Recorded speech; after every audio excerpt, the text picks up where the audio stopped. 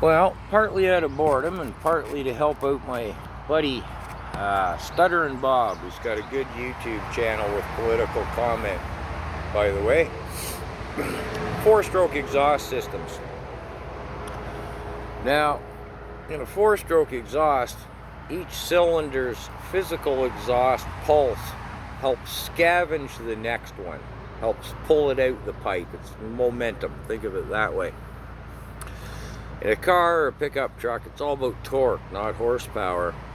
So we have an exhaust manifold literally right at the exhaust ports. Now, to go to the opposite extreme, a high revving inline Japanese motorcycle, it's about horsepower. It doesn't need torque. So we often replace the exhaust system with a 4-into-1. The further away from the exhaust port, the collection point of the exhaust helps the top end, the higher RPM.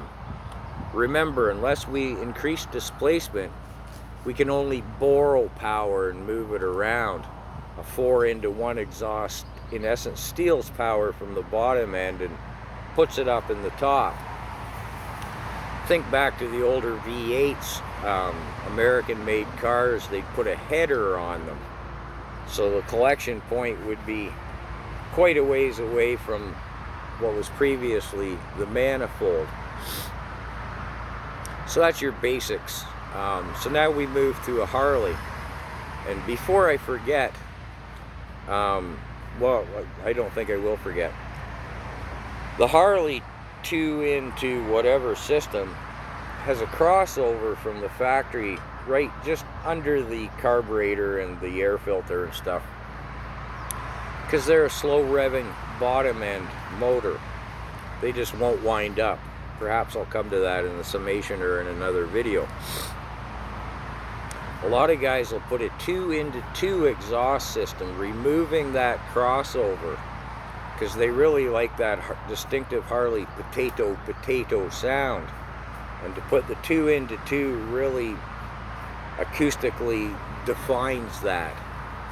But you've removed the ability for each cylinder to scavenge if you do that.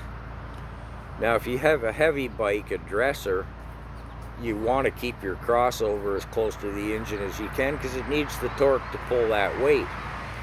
If you have a lighter bike, a Dyna or a Sportster or something, a 2-into-2 will help your throttle response and moves the power to the top end. Of course, the Harleys are handicapped seriously from the factory by the fact their intake, their exhaust train, and their exhaust system are all on one side of the bike. So to get past the noise guns, they tend to have a very restrictive both exhaust and intake, and a very mild cam, a low lift cam. They don't want the noise of that valve train whacking the valves around.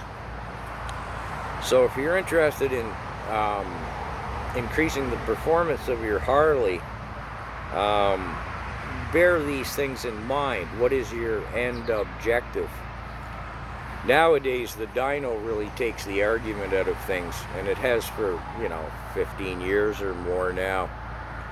In the old days, there was the Harley Guru, over in Buckwheat County there, and he might mix a low-end Decker cam with a high-end pipe, and yeah, okay.